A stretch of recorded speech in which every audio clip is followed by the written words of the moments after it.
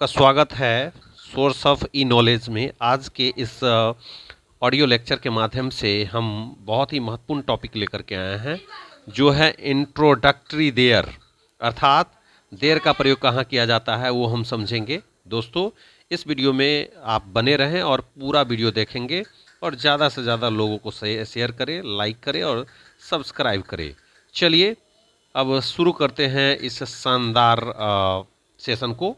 My dear friends, introductory there का प्रयोग कहाँ किया जाता है वो देखेंगे। Introductory there is use to show position and existence of a person और प्लेस। किसी व्यक्ति या स्थान के अस्थायित्व को बताने के लिए इंट्रोडक्टरी देयर का प्रयोग किया जाता है। दोस्तों, इंट्रोडक्टरी देयर का प्रयोग कहाँ किया जाता है? तो किसी व्यक्ति या यहाँ व्यक्ति में गौ नहीं होगा दोस्तों, है ना, ये गलत हो जाएगा, है ना। व्यक्ति अब सही है। किसी व्यक्ति या स्थान के अस्थायित्व को बताने के लिए इंट्रोडक्टरी देयर का प्रयोग किया जाता है। Introductory there can be used to show position and existence of a person और place.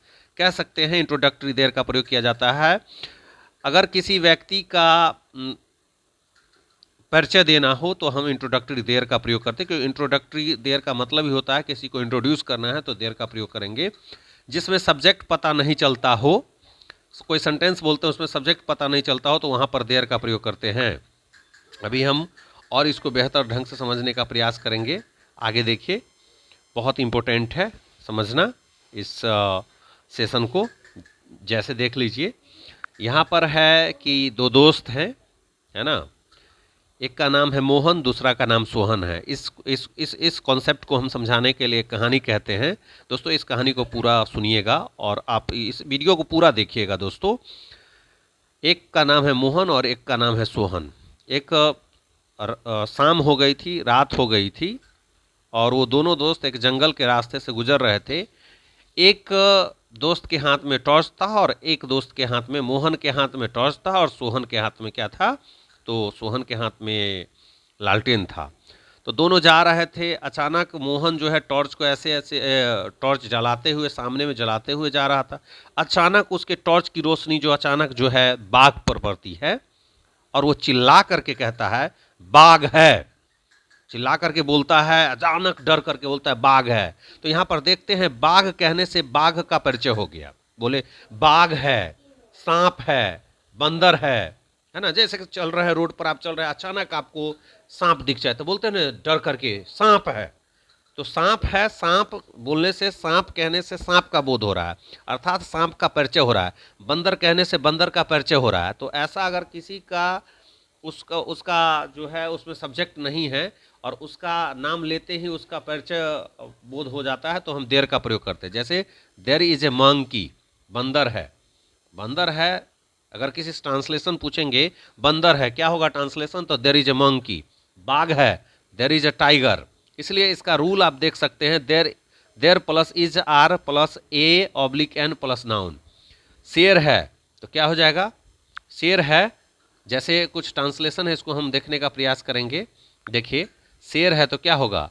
There is a lion, there is a lion, शेर है। कुत्ता है तो क्या हो जाएगा? There is a dog, there is a dog हो जाएगा। क्या हो जाएगा? There is a dog.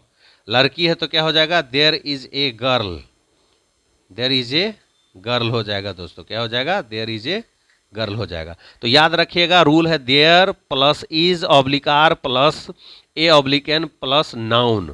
तो जैसे है भूत है तो देयर इज अ गोस्ट। जैसे कहते हैं लड़का है, देयर इज ए बॉय, है ना। इस प्रकार से हम बोल सकते हैं दोस्तों।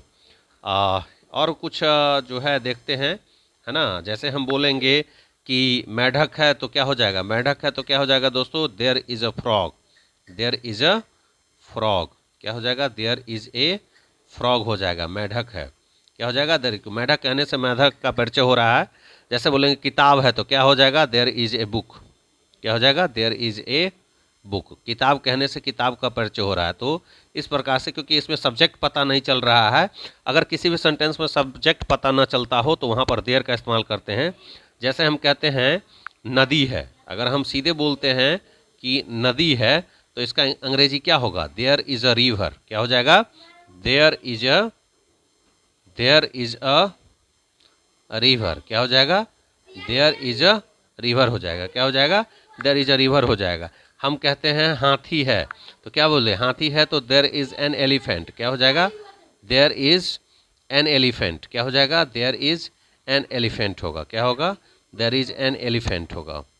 याद रखेगा, हाथी है क्या बोलेंगे? हाथी कहने से हाथी का परिचय हो रहा है।